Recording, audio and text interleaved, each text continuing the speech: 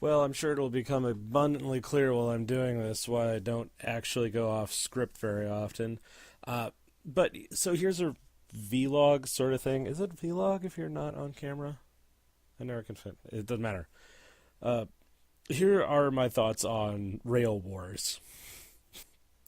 I know I've said it before, and I'm really glad that we're getting away from the really moe gooey characters by actually having females that look like females, but I think this is a little ridiculous. That being said, okay, so the plot of Rail Wars is this, near as I've been able to figure out. This guy really wants to be a conductor, and so he joins the security division of the Tokyo Metropolitan Police, or Tokyo. I want to say police. It's not police. It's a rail line, basically.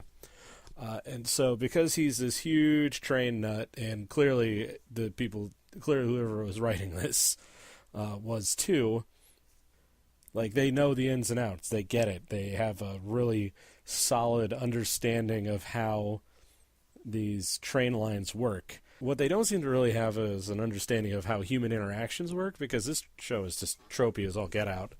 Now, not that that's bad, of course, and I've talked about this before on the show.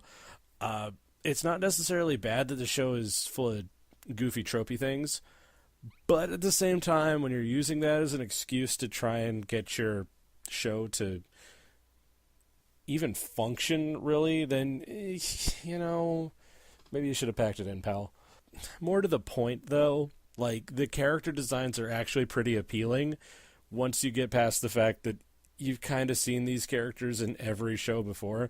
The gun nut girl looks a lot like Mizuki from Comic Party, and the Moe Blob or pink-haired character looks.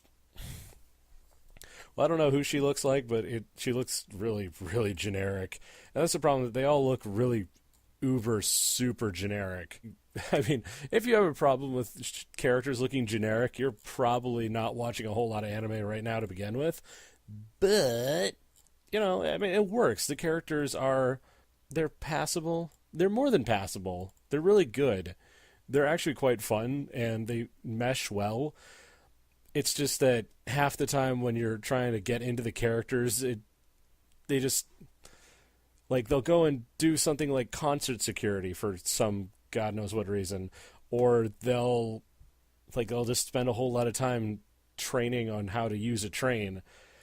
And then, like, we've seen these characters before. We've seen these characters unclothed before. That's not where Rail Wars is charming and interesting. Like, most of the charm of Rail Wars just is in the character interaction and just how goofy and lopsided it can get, if you catch my drift. But then on occasion, they're just like, nope, let's not have any, let's not have any subtlety in our fan service.